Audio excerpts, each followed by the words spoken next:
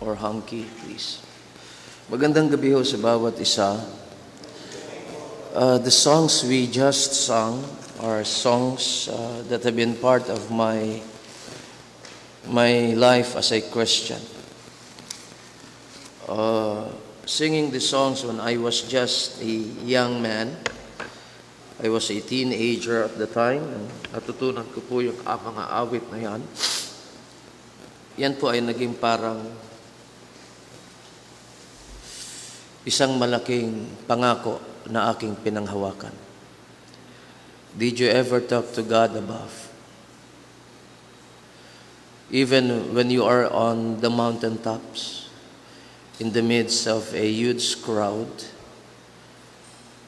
even when you are in a very remote place, when you talk to God above, He hears our voice. Provided that we have faith and we had confessed and forsaken our sins. Natutunan ko po yung awit na yan during one of the summer camps. And that song created a lot of ambitions in my heart. Or if I may call it hope. I learned to hope in God. Natuto po akong umasa sa Panginoon. Nakatulong po yung awit na yan. The song Nothing is Impossible ay isa ding awit na nagturo din sa aking umasa sa Diyos. And by the way, I'm talking of a time na ako'y bata pa, na dependent sa magulang, and supposedly not thinking that God can do impossible things in my life, for my life, and through my life. But again, that song prepared me to the challenges that I'm going to face in the future. And truly, there is nothing impossible with God. Please open your Bibles in the book of Colossians chapter 1. Patuloy po tayong mag-aaral patungkol po sa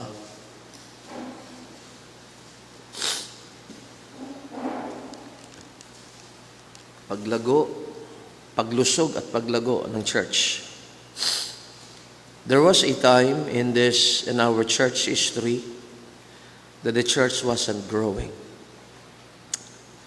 Konti dumadalo, at yung konting dumadalo na yon, lito pa pagdating sa kanilang buhay Christian. They just don't know where they are. They don't understand. And isa sa mga inisip ko dati is just to quit being a pastor, because I felt like I was a total failure bilang pastor. But the Lord began to work in my heart. Sa mga panahon na ako'y nag-iisa, ang aking tinutukoy po, I was in the States. Most of the time, pag nasa Amerika po ako, I'm alone. And I have a lot of time for meditation and reflection. And then the Lord began to work in my heart, in my mind.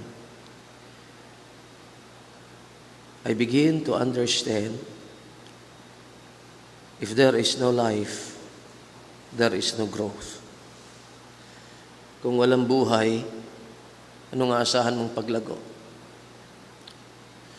Kung ang mga miyembro ng church hindi talaga ligtas, I'm telling you, you'll never grow. Sabi ko kay Pastor Josh kanina, nag-uusap kami, sabi ko kung minsan nalulungkot tayo sapagkat may mga tao na gusto natin silang maging bahagi ng church but they don't come to church. Pero sabi ko sa mga panahong ito, I understood na mabuti nga hindi sila member ng church kasi hindi naman sila saved. Kasi kung saved sila, mahal nila ang Diyos. Kung saved sila, mahal nila ang salita ng Diyos. Kung ligtas sila, mahal nila ang church. Pero pag hindi sila saved, mga kasama, sasabihin na nila, tinanggap ko si Jesus. But there is no evidence of their salvation. So yun ang unang na-realize ko, if there is no life, there is no growth. Hindi po that's no-brainer. Hindi po kinakailangan na maging matalino ka para maintindihan mo. No life, no growth. And that was a very strong message para sa akin. Now, if you've been a member of this church and you have not been growing, kahit ang tagal-tagal mo ng miyembro, then dapat suriin mong iyong sarili kung ikaw ay ligtas. So, no life, no growth. Pangalawa ho, na naintindihan ko, it does not only, hindi dapat tayo tumigil, not enough na magkaroon tayo ng kaligtasan. Well, pag ikaw ay naligtas, tunay ka talagang ligtas. Kung tunay ka talagang naligtas, ang susunod po niyan ay paglago o health, yung good health. Yan ang ikalawa kong natutunan. Absence of good health will result to unfruitfulness. Hindi ka magiging mabunga pag may sakit ka. Pag ang puno mayroong karamdaman, asahan ninyo, hindi iyan mamumunga. That's another thing na naintindihan ko. Kinakailangang maging malusog tayo at yan ang ating pag-aaralan ngayong gabi. At pagkatapos po, no fruits, no glory. Pag wala pong bunga, hindi natin maluluwalhati ang Panginoon. Now, nung nasa States po ako, I began to prepare a series of messages on the marks of a healthy church. At mula po noon mga kasama ay nakita ko ang malaking pagbabago nung nagsimula na ako manalangin because no life, no growth. Siguro 1 buwan ata ako o 3 linggo akong nangaral ng kaligtasan. At ang mga miyembro ay mayroong mga miyembro at hindi iilan, marami ang nagpahayag ng pananampalataya sa Panginoon. Nang nangyari po yun, I can see a big difference sa kalagayan ng church. Why? Because church members were being saved by God.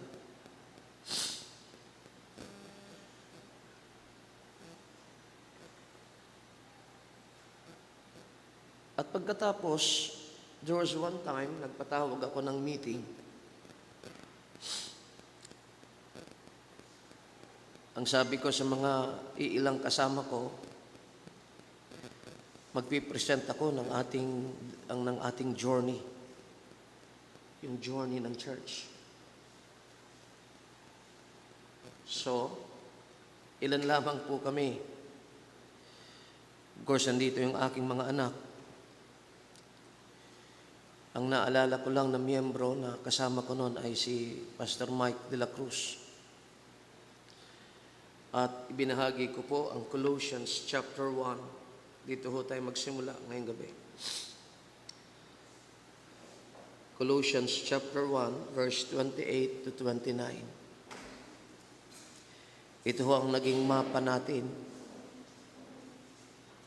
Ito ho ang naging mapa ng ating church sa ating paglalakbay. Sabi ho rito, whom we preach, warning every man and teaching every man in all wisdom. Yan ho yung daan na dapat nating daanan. Yun yung means towards a desirable end. Ito ho yung daan. Ating ipangaral si Kristo. Bigyan natin ng babala ang bawat tao at turuan natin ang bawat tao sa lahat ng karunungan. Iyan ang daan.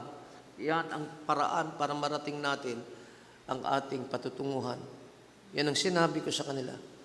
And I am talking of the time na siguro ito po ay mga 2008 or 09, and that was Saturday morning. Ang church po ay maliit. Ang church hindi maganda, ang church building hindi maganda. Pero I could still remember that day when I said sa iilan, this is our journey. Anong ating destination? Yung daan is we will preach Christ, we will warn every man, and I have done this. Ako'y nagbigay ng babala sa bawat isa. And in doing so, may mga miyembro who accused me of being narrow-minded. Kasi wala namang warning na positive eh. Meron bang warning na positive? Hindi ba ang warning laging pagpapaalala mo na mayroong masamang mangyayari sa iyo pag ito ang tinahak mong daan? Pag ito ang iyong ginawa? And I was accused of being a very negativistic person. I was accused of being a narrow-minded person. I don't care. This is my work. I need to give every man warning. Bigyan ko ang bawat isa ng babala. At turuan ang bawat isa na i-apply. Wisdom is the application of Bible knowledge. Yan ang wisdom. Yung ating ipamuhay ang mga salita ng Panginoon. Kagaya ng sinabi ko kagabi, there have been times this past week na ako'y nagtatanong, na-absorb kaya ninyo ang ipinapangaral? Napupulot kaya ninyo? Natatanggap kaya ninyo? Nauunawaan kaya ninyo? Or there is a case of, I don't think there is an information overload. Ibang sobra-sobra ang kaalamang ibinabahagi. But let me just repeat, this is the way to our destination. Preach Christ, warn every man, and teach every man all wisdom, meaning to say, do not be selective sa ating pagsunod sa salita ng Panginoon. Lahat ay sundin natin. Ngayon, anong ating destination? That we may present every man perfect in Christ Jesus. That's our destination. Na pag tayo ay humarap na sa ating Panginoon one day, pag tayo ay tapos na ang buhay dito sa mundo, at tatawagin na Grace Life Church of Quezon City, hindi ko alam kung ganun ang pamamaraan ng Panginoon. Kasi si Paul was talking about that we may present every man perfect in Christ Jesus. Maaaring ang presentation, pag humarap tayo sa Panginoon, is by local church. And if that is so, pag tinawag ang Grace Life Church of Quezon City, haharap tayo sa Panginoon. I just hope and pray. Pag tumayo tayo, will be found perfect, every man perfect in Christ Jesus. Ang bawat isa sa atin ay sakdal. Ang bawat isa sa atin ay mature. Ang bawat isa ay nag-conform into the image of Jesus Christ. That's the ultimate goal. Na maging kawangis tayo ng ating Panginoong Kristo. Kaya, mga kasama, that's the goal. That's the reason why we preach the Word of God and only the Word of God. We do it diligently. We do it emphatically. Idinidiin talaga natin ang salita ng Diyos. Why? Because our destination, our goal is to present every man perfect in Christ Jesus. And Paul said in verse 21, 29, whereunto I also labor, striving according to His working, which worketh in me mightily. Bilang pastor o namumuno sa iglesia sa Colossae, sabi ni Paul, kaya ako'y nagpapagal. Ang pagpapastor ho, hindi pagtatrabaho, yan ay pagpapagal. You toil morning and evening. You labor in the Word. You labor in prayer. Sa iyong pagtuturo. Walang panahon na sasabihin mo, easy-easy lang ang pagtuturo. Kagaya po ngayong gabi, matagal po tayong nag-pray. Kayong malalapit, punta kayo rito. Kasi merong announcement, kung wala kayong pamasahe, pagdating nyo dyan, i-text nyo ako, pababayaran ko pamasahe ninyo. Alam ninyo, nakakahiya kasi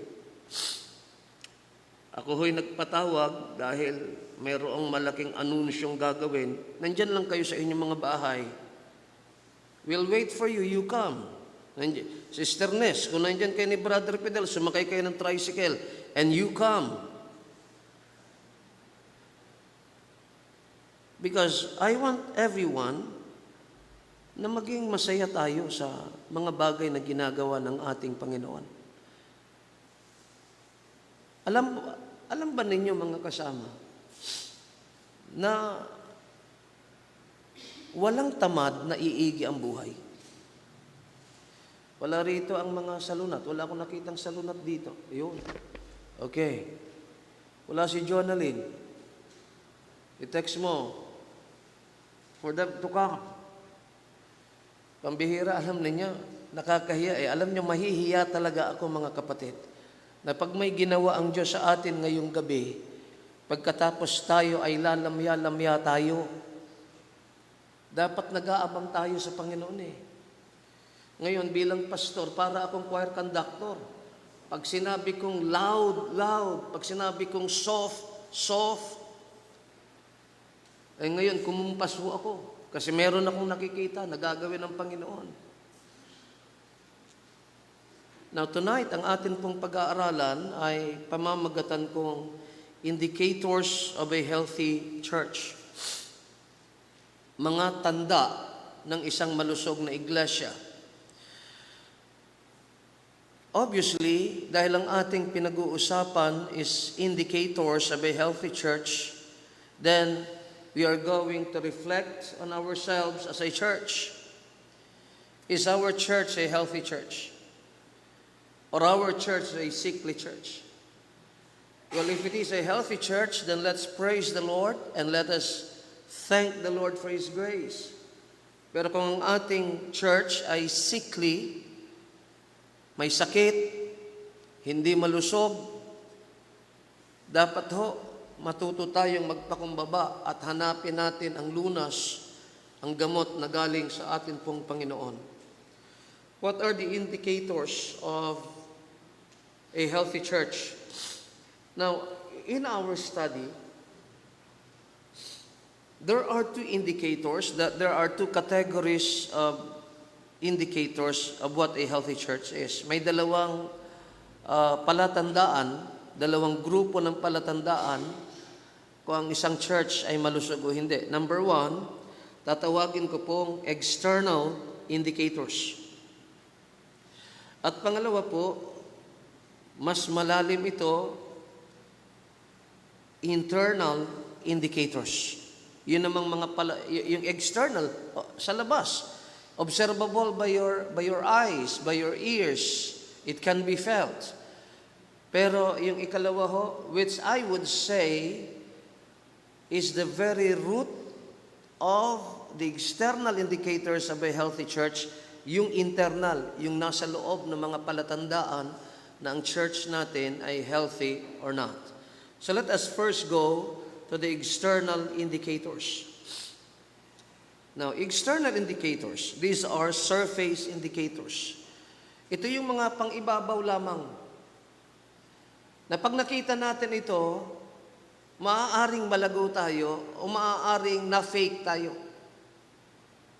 Kasi panglabas lang po ito Kagaya din po ng sinabi ng ating Panginoon, ang mga bulaang propeta, sila'y nagdaramit tupa, pero ang kanilang kalooban ay lobo.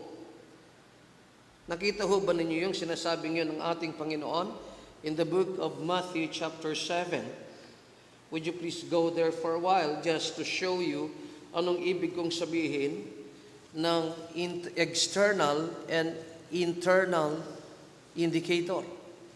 And let me use yung ginamit ng Panginoon with reference sa mga bulaang mangangaral o propeta in Matthew 7 verse 15. Sabi rito, beware of false prophets. Mag-ingat kayo sa mga bulaang propeta which come to you in what? In sheep's clothing. Na dumarating sa inyo, nagdaramit tupa. That is external. But what you can see among false prophets it is not the real him. Hindi po ito ang tunay, sapagkat sabi ho rito, beware of false prophets which come to you in sheep's clothing, but inwardly they are ravening wolves. Ang kailangan, mga kasama, tama ang kalooban at tama din ang panglabas. Now let us go now to the external indicators. Number 1, attendance. Yung attendance, dumarami. Una, people are coming. Ang mga tao ay dumarating sa mga pagsamba. Pangalawa, the number is increasing. Ang bilang ay dumadagdag ng dumadagdag. At pangatlo, people are returning. Now, these are external indicators. Now, bakit po mahalaga itong people are returning? Meron pong nagsabi, marami daw sa mga Baptist Church, ang pinto ng bahay-sambahan ay revolving door. Alam niyo yung revolving door? Nakakita na ba kayo sa malalaking gusali na yung pinto umiikot lang ng ganon? Pag hindi ka marunong, yung iba nga, automatic pa eh. Pagpasok mo, iikot na ganon, mayroong spasyo. Ngayon, pag hindi ka lumabas, pag hindi ka pumasok, pag tumukoy na doon sa papasok, ilalabas ka lang. That's revolving door. Pero dito, as far as the attendance is concerned, people are returning. At ika-4 po, high ratio or low ratio. Ano to? Ang ratio na binabanggit po dito ay church members versus church attendees. Meron pong, halimbawa, may mga nagtatanong sa akin ng ganito, kumusta ang inyong church attendance? Sunod na tanong niyan, ilan dyan ang miyembro? Meron pong mga pagsamba na sasabihin nila, 50 kami. Pero pag iyong inalam, ilan ang miyembro dyan? Ilan yung mga dumadalo lang? Alam po ninyo, dapat mataas ang bilang ng mga miyembro na dumadalo. Hindi mas marami ang absent kaysa dumadalo sa pagsamba. So these are all external indicators, yung attendance. Am I saying mali ito? Hindi po mali. Pero gusto ko lang sabihin po ninyo, this is external indicator, but this remains to be a good indicator. Yung ating attendance. Number 2, offerings. Ang offerings. Alam niyo po, ang offering, mga kasama, bunga ito ng pangangaral ng Ebanghelyo. Ano pong ibig kong sabihin? Ang giving ay dahil naintindihan natin ang pag-ibig ng Panginoon sa atin. Anong sinabi sa 1 John 4:19? We love Him because what? Now, you will not love the Lord kung hindi mo naranasan ang Kanyang pag-ibig. At ano po ang pag-ibig ng ating Panginoon? For God so loved the world that He gave His only begotten Son. Ang tunay, ang pag-ibig ng ating Panginoon, hindi po iyon, hindi po passive ang pag-ibig ng Panginoon. Ibig sabihin ng passive, yun bang para bang nakatigil lamang. Hindi ganun ang pag-ibig ng Panginoon. Ang pag-ibig ng Panginoon ay active. Kaya, for God so loved the world that He gave His only begotten Son. And understanding na ako'y naligtas because Christ gave His life for me on the cross of Calvary. Mga kasama, that is the main reason why I gave my all to God. Na isang araw nagpasya ako, iaalay ko ang buhay ko sa Panginoon dahil ibinigay niya nga ang buhay niya sa akin para ako'y maligtas. Bakit ko ipagkakait ang buhay ko sa Kanya? If God is calling me into the ministry, and then I would willingly offer and give my life to Him. Anong dahilan? Ako ba ay nagnais maglingkod sa Panginoon dahil ako'y kinumbinsi ng aking pastor? No. Ang nagkumbinsi talaga sa akin ay ang pag-ibig ni Kristo.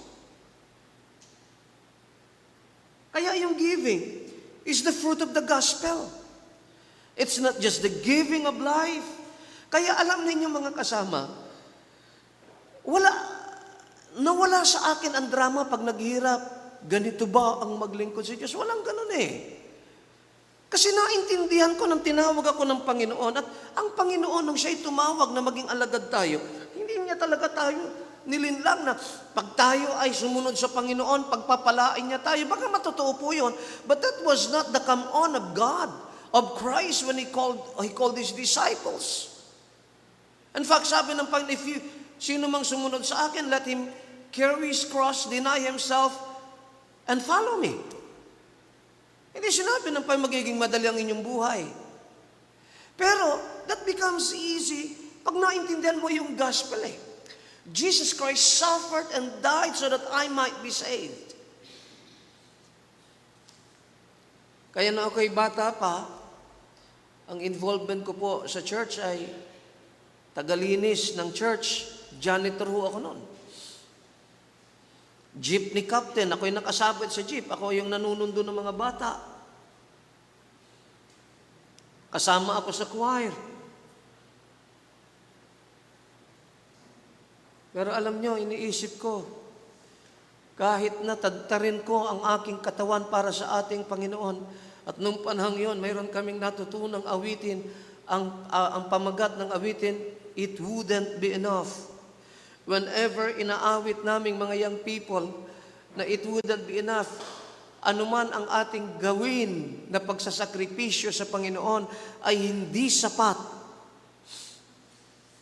That convinced me. Ang offerings natin is the fruit of the gospel.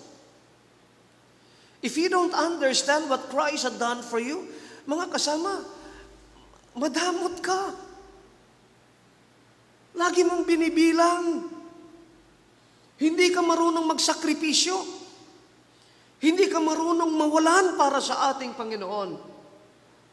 You know why? Because giving of offerings, whether of life or of substances, is the fruit of understanding the gospel. Nasusundan po ba ninyong aking sinasabi?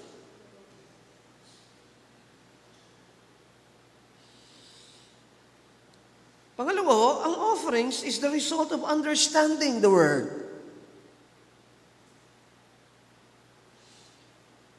Alam niyo, ang isip ng Diyos mas mataas kaysa isip ng tao. And if I may add, ang isip ng Diyos ay baliktad sa isip ng tao. I'll give you one example. Sa Biblia po, if you want to live, you must die.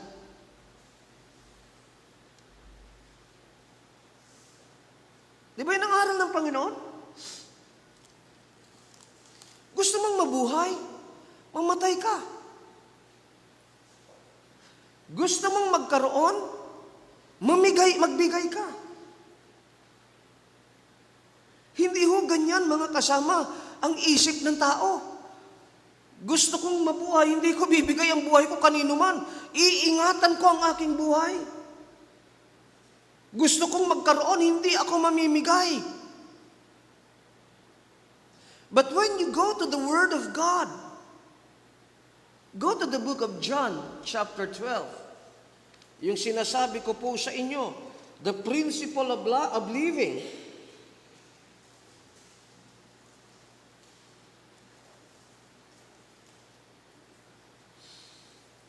Look at verse 23 and 24. And Jesus answered them, saying, the hour is come, and the Son of Man should be glorified. Here is again a paradoxical statement coming from Christ. Baliktad. Sabi ng ating Panginoon, ang oras ay dumating na ng anak ng tao ay maluluwalhati. Mga kapatid, anong tinutukoy dito ng ating Panginoon ang oras ng kaluwalhatian? Ang tinutukoy niya rito, mga kasama, ang oras ng kanyang pagdurusa, kahihiyan sa krus at sa kanyang kamatayan. Pero sa paningin ng ating Panginoon, yan ang daan sa kaluwalhatian. The cross is the way to glory. Baliktad yan, mga kapatid, sa isip ng tao. Kaya, kung isip ninyo ang pamantayan ng inyong pamumuhay, maling-mali ang inyong buhay.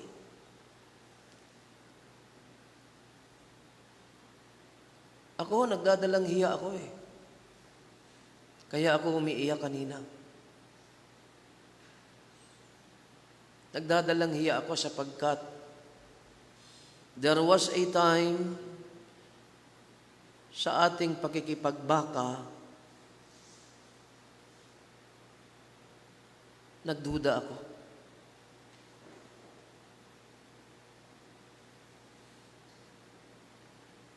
Nagduda ako sa biyaya at habag ng Diyos.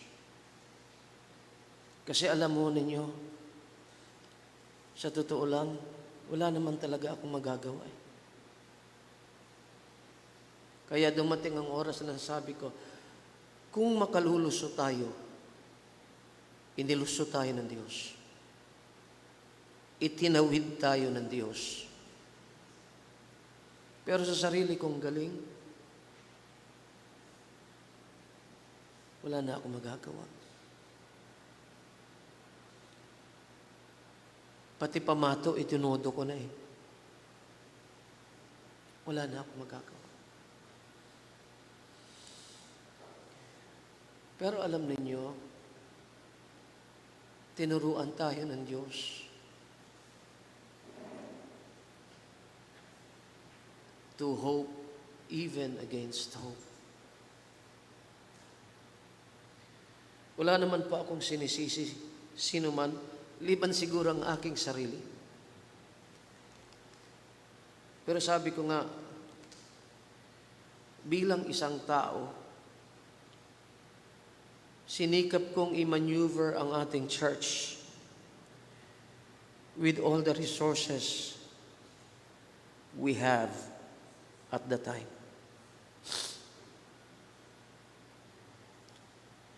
Kaya po, nung meron po akong pinagsabihan ng ating mga problema,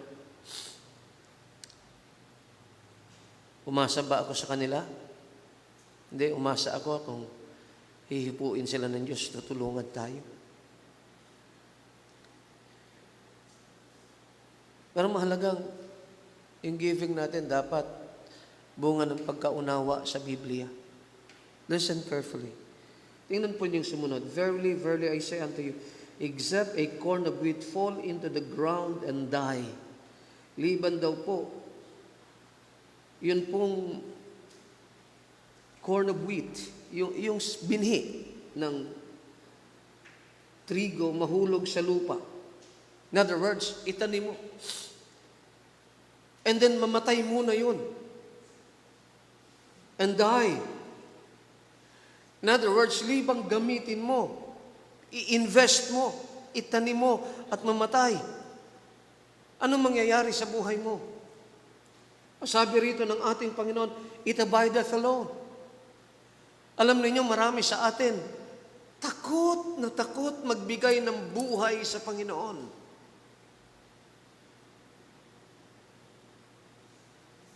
And you know, if you will not give your life to God,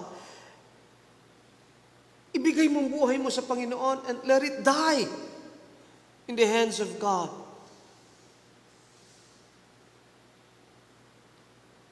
Kung hindi mo gagawin yon, your life will not bear fruits.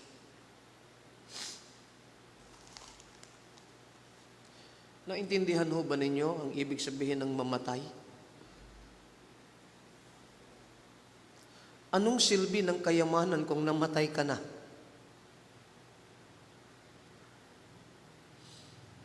Pero sabi ng ating Panginoon, if it die, it bringeth forth much fruit. I hope you understand the principle of God's Word.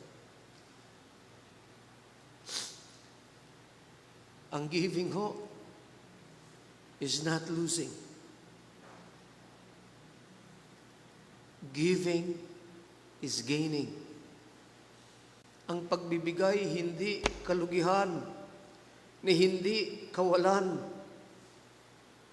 kundi ito ay pagbubunga. Ang giving po ay dapat abundant. Are you listening? Ano ibig sabihin ng abundant? Anong ibig sabihin ng abundant? Iris, ano ibig sabihin? Ha? Umaapaw, sagana.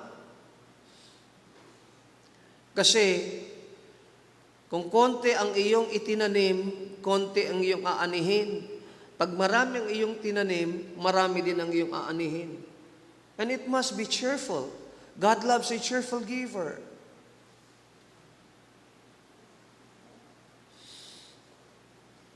Now let's go to the activities of the church. Well, external indicators pa ito. Ang ating mga activities must be biblical. Huwag na tayo magkaroon ng mga gawain na wala naman sa Biblia. I mean, pagsamba na kung ano-ano ginagawa natin. It must be biblical. The activities must be biblical. It must be evangelistic.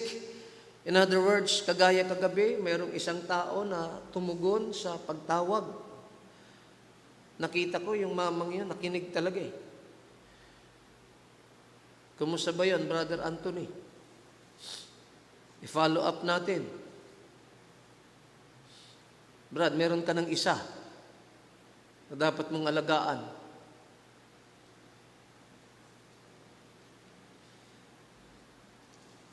Evangelistic.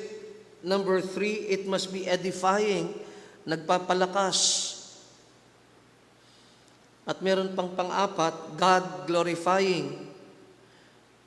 Dapat pakilagay mo nga, Pastor Ira, God-glorifying ang huli.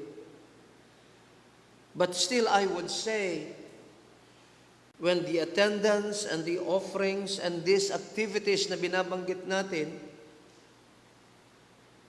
ay ating makita, still I would say, these are external indicators.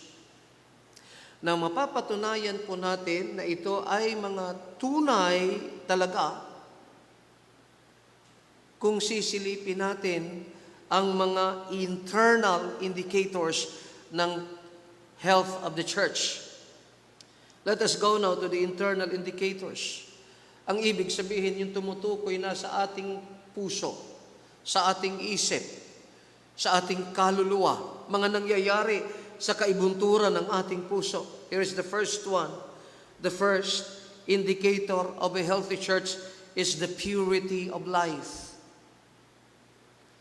Alam mo ninyo mga kapatid, lahat ng nabanggit ko kanina, high attendance, abundant offerings, busy activities, kung wala namang purity of life, lahat ng yon mga kasama ay palabas lamang. Nagdadrama na naman tayo. Pero kung merong purity of life, hindi po paimbabaw itong mga external indicators, kundi bunga ng kalagayan ng ating puso, purity of life. Look at 1 Peter 1 verse 14 to 16. As obedient children, look at that. Anong katangian? Anong puso ng isang tunay na maayos na Kristiyano? Masunuring mga anak. Hindi ba mga anak tayo ng Diyos? Nagsimula si Peter by saying, as obedient children, not fashioning yourselves according to the former lusts in your ignorance, na hindi natin inaayon yung buhay natin sa makaluma nating pamumuhay, makalumang pagnanasa nung tayo mga wala pang kaalaman. But as He which hath called you is holy, subalit kagaya niyang tumawag sa atin ay banal, magpakabanal kayo sa lahat ng inyong uri ng pamumuhay. Anong ibig sabihin? Banal pag nasa bahay, banal pag nasa palengke, banal pag nasa basketball court, banal pag nasa eskwela, banal pag nasa workplace, banal pag nasa loob ng bahay-sambahan. In all manner of conversation. Hindi ho segregated ang ating buhay. Isa sa pinakamalaking daya na itinuro, na ipasok ng dyablo sa mga iglesia ng Panginoon, yun pong hinati ang buhay into sacred and secular. Ano ba yung sacred? Pag nasa church, sacred yan. Pag negosyo. Siyempre, pag negosyante ka, mandaraya ka para kumita ka. Hindi ka nagbabayad ng buwis. Negosyo lang naman yan. Hindi ganon. Walang sacred, walang secular. Pag ikaw ay Kristiyano, saan ka man pumaroon, you should live your life for God. Yan ang ibig sabihin. Sabi ni Peter, but as He which hath called you is holy, so be ye holy in all manner of conversation. Paano kayo magta-tithes and offerings sa kita na dinaya ninyong gobyerno? How? Paano ka magiging tapat? Na nagbigay ka ng offering galing sa pandaraya mo sa gobyerno. Ako naiintindihan ko, gagawin talaga ng maraming negosyante ang hindi magdayain ng gobyerno. Kasi alam niyo ho kami, sinikap po namin magbayad ng tapat eh. Pero isipin ninyo, kakasuhan pa kami. Dahil ang laki daw ng gross namin. Alam ninyo, ang kita sa hardware, malaki ang gross, pero ang liit lang ng markup niyan. Kung minsan nga, kung talagang, iyan ang pinoproblema ni Brother Jaime, sabi niya, paano tayo magbabayad ng buwis? Yung kita, yung profit, yung buwis, mas malaki pa sa profit natin. Ngayon, kung ikaw, magiging makitid ang iyong pag-iisip, nga kung magiging madamot ka, kaya maraming negosyante, kahit mga Kristiyanong negosyante, nandadaya talaga eh.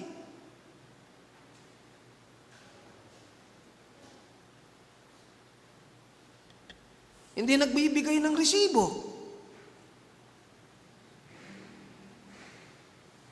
Ang delivery receipt, hindi po yan accepted.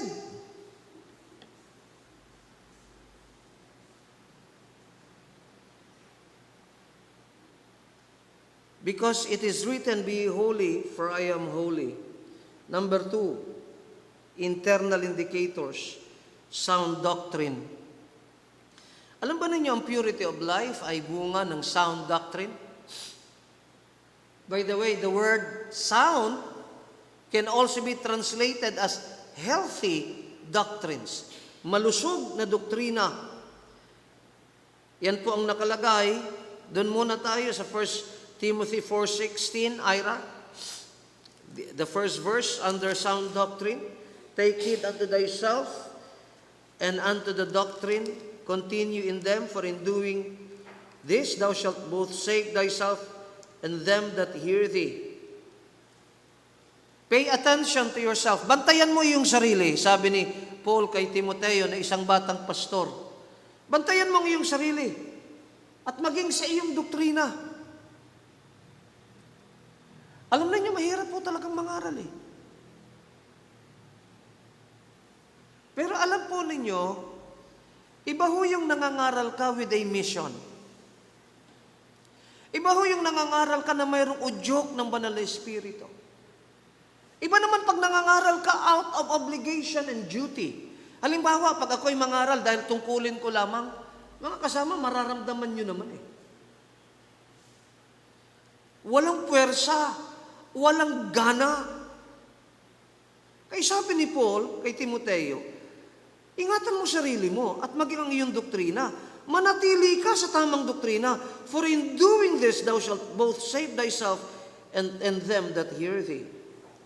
2 Timothy chapter 4, verse 2 to 3. Preach the word. Alam ninyo, mga kapatid, para maintindihan po ninyo paano ako mangaral. Ang tunay na biblikal na pangangaral, hinango ang lahat sa Biblia. Kahit na yung pamagat, yung major points, yung sub-points, lahat nasa Biblia. Ang isang tapat na mangangaral, wala siyang sasabihin, wala siyang ipapahayag na wala sa talata na kanyang ipinapahayag. Ang salita ng Diyos ang panimula ng pangangaral, hindi ang isip. Merong mga mangangaral na ang ginagawa nila ay ganito. Mag-iisip sila ng magagandang ideya at hahanapan nila ng talata sa Bible. Baliktad po yun. Baliktad yun.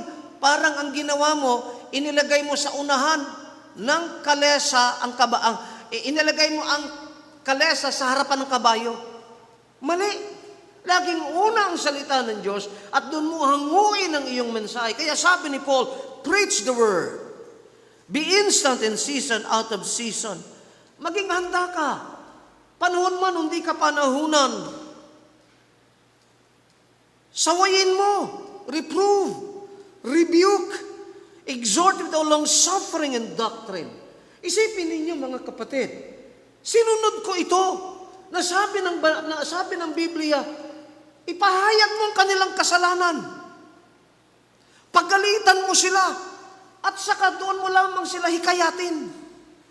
Nakarinig ako ng ilan dito sa ating church, na sabi nila, si Pastor hard preacher. What do you mean na ako'y hard preacher? Do I become a hard preacher because I reprove the members of their sins?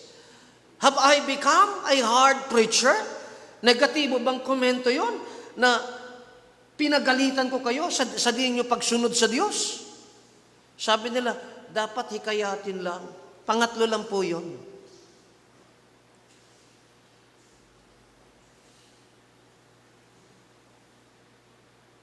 Darating ang panahon, verse number 3, for the time will come when they will not endure sound doctrine. Alam ho ninyo, ako'y nagpapasalamat sa mga magulang na nagtuturo ng tama sa kanilang mga anak. Salamat sa Diyos na may mga pastor na pumipigil sa mga miyembro sa pagkakasala. Tandaan niyo po ito. Mas mabuti pa rin ang istriktong pastor kaysa konsentidor na pastor. Ibig sabihin, pag ang pastor ay istrikto, may takot sa Diyos. Pero ang pastor na konsentidor sa kamalian ng mga miyembro ng iglesia, ang pastor na yan, takot yan sa tao. Takot yan sa mga miyembro. At kung ikaw ay mas takot pa sa tao kaysa sa Diyos, hindi ka dapat nagpastor. Etong babala ng Bible, for the time will come when they will not endure sound doctrine. Hindi na nila matitiis ang wastong doktrina, yung healthy doctrine. Kasi ang healthy doctrine, against worldliness yan. Against ungodliness yan. Against fleshly lust. Against greed. Everything that the flesh would like to enjoy, ang healthy doctrine kontra dyan. Maghahanap sila ng pastor na kinikiliti sila. Titus chapter 1, verse 9. Holding fast the faithful word as he hath been taught, that he may be able again by sound doctrine both to exhort and to convince the gainsayers. Kanyang pinangahawakan ng tapat na salita. Alam ho ninyo, sa palagay nyo ba, hindi ko alam na may mga bagay na ipinangaral ko matitisod kayo? Kanina nga, nag-uusap kami ni Pastor Josh. Depende talaga din sa training natin eh. Kung halimbawa, lumaki ka sa isang pamilya na hindi ka sinasaway, napunta ka sa church natin, na hindi natin pinababayaan ang mga bata na gawin ang kanilang gusto. Pag sinita kita, maririnig ko talaga, sasabihin ninyo, hindi nga ako sinaway ng tatay ko ng ganyan. Ba't ano yung ibig mong sabihin? Una sa lahat, mas magaling ang tatay mo kaysa iyong pastor. Hindi ito pagpapagalingan. Mas matuwid ang tatay mo. O di tatay mo na lang magpastor sa'yo. Dapat kang nagtanong, ba't si pastor sinasaway ako? Ang tatay ko dati hindi ako sinasaway. Alam niyo, pag mali tayo, dapat sawayin tayo. Or else, pag hindi tayo sinaway sa ating mga mali, maniwala kayo, pag ako sumaway, pag ako'y mayroong sinabi sa mga miyembro, maniwala kayo, karamihan sa mga sinaway ko, tunay na nangyayari ang aking sinaway sa kanila.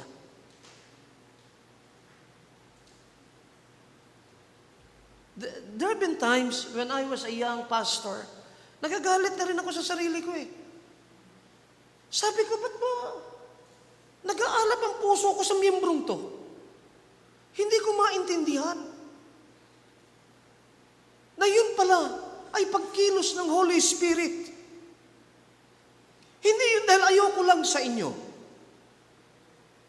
Hindi dahil makita ng aking isip. Later on, I realized, tama talaga na nagalit ako. Nakita po ninyo, pag nawala na kayo dito sa church, hindi na kayo magpapalda. Ba? Hindi pa? May nakita ka bang di na nagpapalda? Tanda-tanda mo na, magaganon ka pa. Kristiyano kang naturingan, ipopost mo na wala kang palda. Dito, meron akong pinauwi. Magpalit ka ng damit.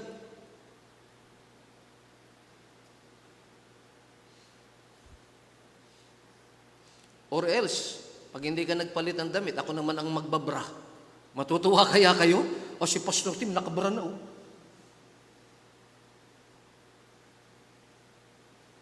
Holding fast the faithful word as he hath been taught. Bakit kailangan siyang manindigan?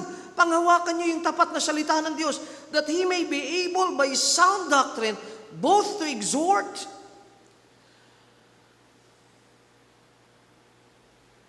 na kanyang mahikayat at kanyang masawata, makontra itong mga gainsayers na ito. Yung mga mali ang paniniwala, mali ang mga ginagawa. Can you imagine kung ang sistema sa ating church, wala tayo talagang, hindi natin pinangahawakan ang salita ng Diyos Anything goes in the church. Whatever you like, just do it. Whatever pleases you, just do it.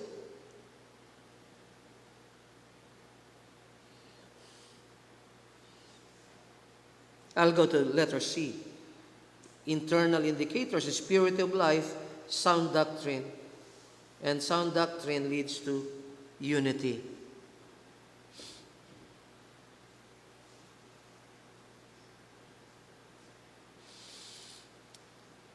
Sabi dito ng panalangin ng Panginoon, neither pray I for this alone, but for them also which shall believe on me through their word, that they all may be one, as thou, Father, art in me, and I in thee, that they also may be one in us, that the world may believe that thou hast sent to me. Anong panalangin po ng Panginoon? That they all may be one, as thou, Father, art in me, and I in thee, that they also may be one in us. Una na tayo ay magkaroon ng pagkakaisa. At madalas kong sabihin itong mga nakaraan, sabi ko, ang pagkakaisa ay hindi lamang we all agree. Sometimes we disagree. Pero ang pagkakaisa, mga kasama, isa ating layunin. And that is to glorify God. At yung ating kakayahan at mga galing pinagsasama-sama natin. Kaya nga po, isang malaking kasalanan. Pag ikaw ay mayroong magagawa para sa Panginoon, at isang araw, inalis mo ang sarili mo sa gawain ng Diyos. Winidraw mo ang iyong sarili na yung magagawa mo na makakabuti dapat sa iglesia ay hindi na nangyari. Inilagay tayo ng Diyos dito sa church na ito para tayong mga trusses, poste, mga pamakuan, pinagsama-sama tayo ng ating Panginoon.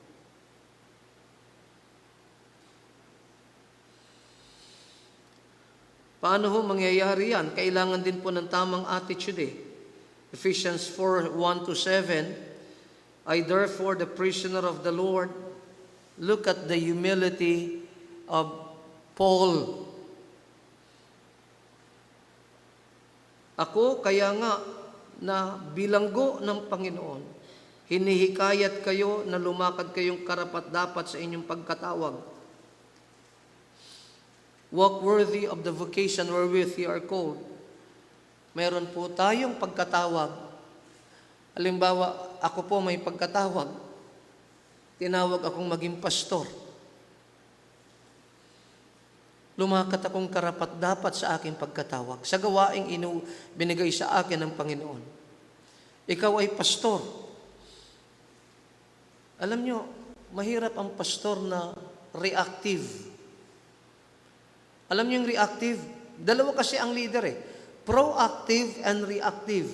Ang proactive, mga kasama, advance yan. Hindi yan naghihintay na may mangyari. He is not just waiting for something to happen. He caused something to happen. He's always advanced. Hindi siya manggagamot. Kasi pag proactive ka, wala kang gagamutin kasi ang gusto mo is prevention. Nakita ninyo yung prevention, yung inunahan mo na huwag magkasakit. So if you apply prevention, hindi mo na kinakailangan mag-cure. Prevention is better than cure.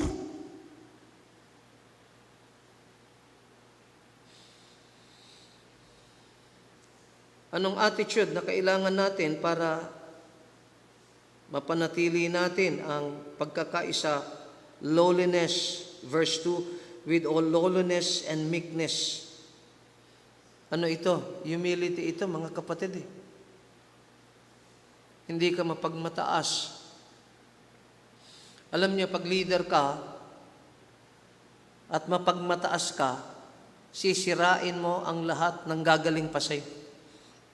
Pero pag ikaw ay isang leader na mayroong meekness and lowliness, you have the desire to improve those under you.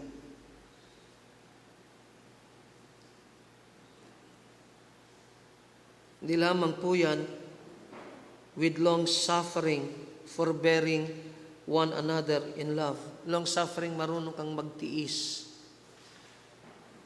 at marunong kang magpahinuhod. Magtiis, kaya mong magbata ng kahirapan. Forbearing, galit na galit ka na pero pinipigilan mo ang iyong sarili. Verse 3, endeavoring to keep the unity of the Spirit in the bond of peace. Meron tayong pagsisikap.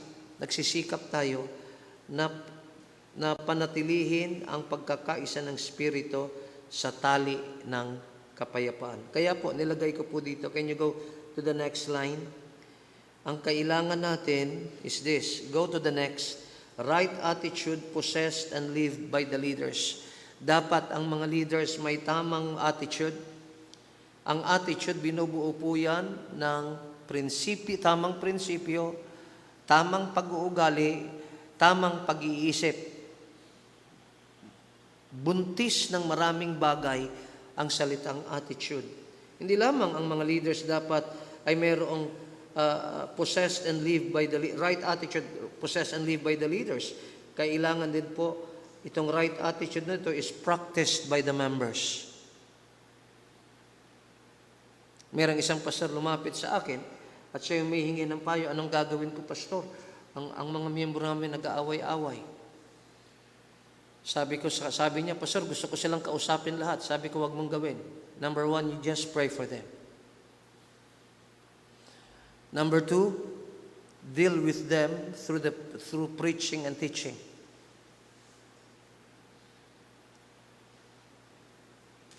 Ano po naging resulta? Pastor, umigi po ang atmosphere sa church. Matapos ipanalangin at turuan sila. Kumalma ang mga miyembro. Kasi naranasan ko na yan. Pagharap-harapin mo yan, una sa lahat, mali naman, wala namang ganung pamamaraan ng Diyos eh. Pagharap-harapin mo ang lahat, anong itinuturo ng Biblia? Kung si Irish offended kay Jelly, anong gagawin mo, Irish? Simangutan mo? Isnabin mo? Irapan mo? Hindi, lapitan mo siya. Sabihin mo kay Jelly, but yung katitisurang naranasan mo mula sa kanya. Ngayon, dalawa lang kayo nun. Huwag ka magsumbong sa akin. Hindi ko entertain. Pag meron kayong mga sigalutan na hindi ninyo napag-usapan, hindi ko dapat i-entertain, pastor, na-offend po ako kay Jelly, sabihin ni Irish sa akin. Ang magiging tanong ko, Irish, did you confront Jelly already? Hindi pa po. Huwag mong sabihin sa akin ang problema, you go to Jelly and you talk. Kayo lang dalawa in private, ayusin ninyo ang inyong problema.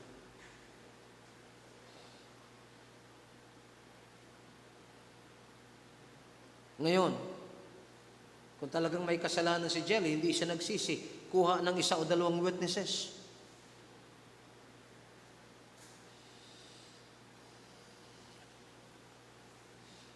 Hanggang dumako sa dulo, kung talagang may ginawang kasalanan. Alam niyo, mayroon naman mga problema na kaliit naman na bagay, palalakihin pa natin. Di ba? Halimbawa, meron akong dinalaw dating miyembro. Sabi ko, excited pa naman ako, nag-Bible study ako. Pagkatapos ka mag-Bible study, tinanong ko siya, kapatid, ba't hindi ka na dumadalo sa church? Sabi sa akin, kasi pastor, unfriendly ang church. Paano naman naging unfriendly ang church? Tukuyin mo, kasi mahirap namang kilalanin. Buong church, paharapin ko sa'yo.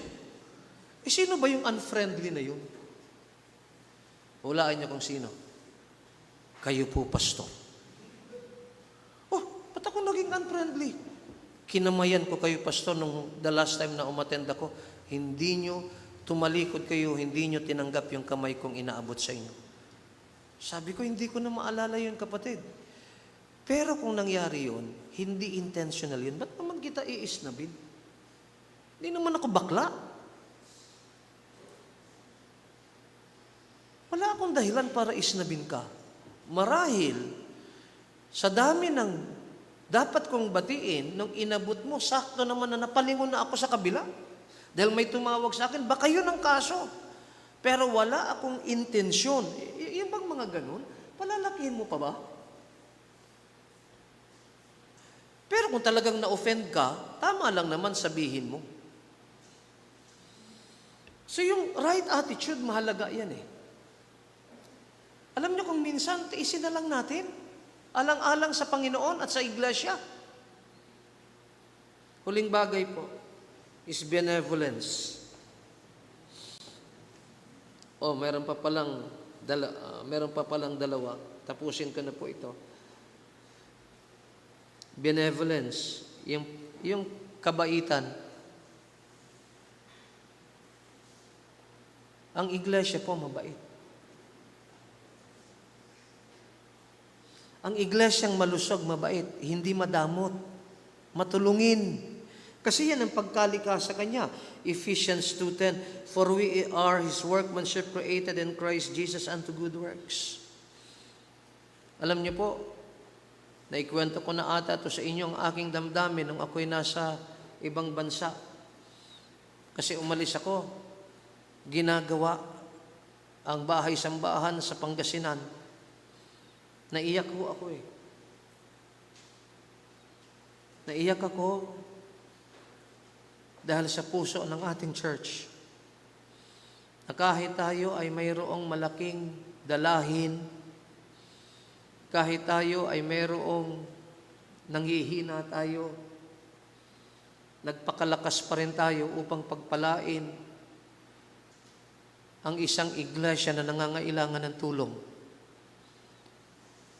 O pwede hong sabihin ko, wag na tayong tumulong sa iba. May mga problema nga tayo eh. Benevolence. Yan po ay isang internal indicator. Let me go to letter E, is abounding prayer. Masaganang pananalangin. These all continued with one accord in prayer and supplication with the women and Mary, the mother of Jesus, and with all his brethren. Verse 24, and they prayed and said, Thou, Lord, which knoweth the hearts of all men, shew whether of these two thou hast chosen. Abounding prayer. And lastly, evangelistic fervor. Alab sa pamamahayag ng Ebanghelyo. Isang halimbawa po rito, mga kapatid, ay si Apostol Pablo sa Romans 9 verse 1 to 3. Tingnan niyo po ang kanyang pahayag. I say the truth in Christ, I lie not, my conscience also bearing me witness in the Holy Ghost, that I have great heaviness and continued sorrow in my heart. Alam niyo, yung paunang salita ni Apostol Pablo na sinasabi ko ang katotohanan kay Kristo, hindi ako nagsisinungaling. Kasi merong mga salitang nakakahamon pero fake. There are statements, heroic in nature, pero pambobola lang.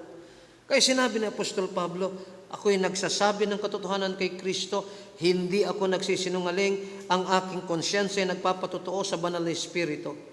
Verse 2, ano bang sinasabi niya? That I have great heaviness and continual sorrow in my heart. Na mayroong malaking kabigatan at patuloy na kalumbayan sa aking puso. Ano po yun? For I could wish that myself were accursed from Christ for my brethren. Na akin lamang iniisip na ako ay masumpa, hiwalay kay Kristo, alang-alang sa aking mga kapatid, mga kababayan ayon sa laman. Can you imagine? Ang wish niya kung pwede lang, mapahamak na siya, masumpa na siya, wag lamang ang kanyang bayang Israel. Yan ang ibig sabihin ng evangelistic fervor. Merong heaviness in the heart to share the gospel. Romans 10 verse 1, Brethren, my heart's desire and prayer to God for Israel is that they might be saved. Alam niyo po, itong evangelistic fervor o yung maalab na pagnanasang ipangaral ang Ebanghelyo, kalagayan niya ng puso.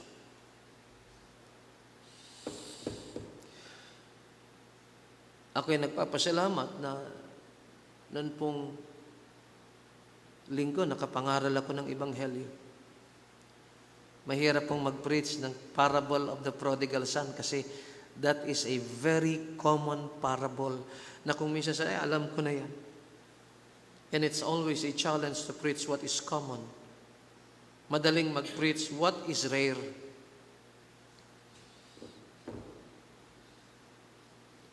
Alam niyo, ang pangangaral, alam niyo kung minsan iniisip ko, sabi ko, papaano pa kaya kung ang isang mangangaral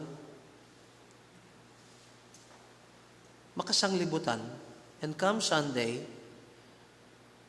siyempre pag mangangaral ka, dapat banal ka. Siyempre mo, Reden, Pastor Reden, kung halimbawa ikaw ay karnal, pagdating lang ligo, sisikapin mo ngayong pitpitin ang iyong sarili para maging banal ka. Can you imagine the struggle? Hindi lang naman mental ang preaching. Spiritual yan eh. Ano ibig sabihin? Dapat tama ang relasyon mo sa Panginoon. Kaganon din ang evangelistic fervor. Yung gana sa pangangaral ng Ebanghelyo, kinakailangan tama. Mga kapatid, ito bang mga indicators na ito nakikita sa atin? Halimbawa, yung ating external indicator, yung ating attendance, yung ating offerings, yung ating activities. Nakikita ba sa atin? Yung internal indicators, yun ang mas mahalaga. Ulitin ko, if you have high external indicators, pero pagdating sa internal indicators, there's no purity of life. Drama lang ang lahat.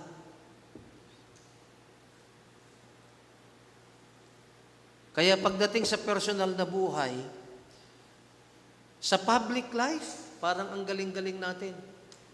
Pero maniwala kayo, if your spiritual, private life is shallow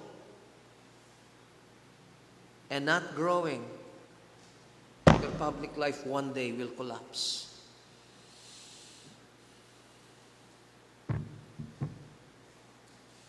Babagsak yan.